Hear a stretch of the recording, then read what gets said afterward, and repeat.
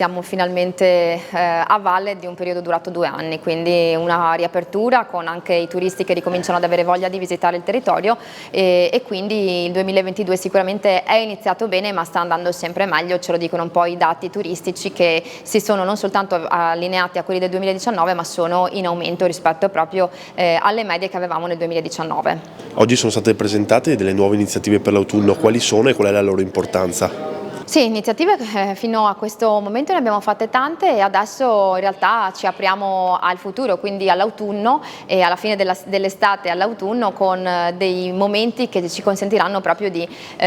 promuovere le nostre colline e anche di fare educazione per le nostre colline, perché noi abbiamo detto sempre quello che dobbiamo cercare di fare non è soltanto una valorizzazione, una promozione fine a se stessa, ma anche educare da un lato i cittadini, dall'altro i turisti e poi chi parla di noi, quindi i giornalisti, a quello che è un territorio che va anche rispettato nelle sue peculiarità.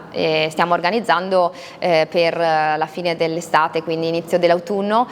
con i colori che contraddistinguono poi le nostre colline del Prosecco di Conegliano e Valdobbiadene, un nuovo press tour, questa volta dedicato solo al nostro sito UNESCO. 2 mesi fa l'avevamo fatto per tutti i 9 siti UNESCO del Veneto e questa volta ci concentriamo sulle colline e lo faremo soltanto con la stampa estera ed internazionale, proprio perché è importante adesso che c'è questa riapertura e questo arrivo di turisti dall'estero far conoscere sempre di più le colline. Lei ha più volte ripetuto l'importanza di questo fil rouge tra i 3 siti UNESCO che sono le colline di Conegliano Valdobbiadene, la Laguna di Venezia e le Dolomiti Bellunesi. Quanto importante è una sinergia prima delle Olimpiadi di Milano Cortina 2026? Ma noi ci teniamo in modo particolare, lo abbiamo detto più volte perché è un'occasione unica quella di Cortina 2026 ed è un'occasione per tutti, per tutto il Veneto e quindi essere uniti e sinergici nel promuovere quelli che sono dei siti che oggi possono essere veramente uniti semplicemente con una direttrice, quindi io parlo della Laguna di Venezia, parlo di Cortina, delle Dolomiti meravigliose che abbiamo, passando evidentemente per le colline del Prosecco di Conegliano e Valdobbiadene. Sembra che la natura ce le abbia proprio messe in linea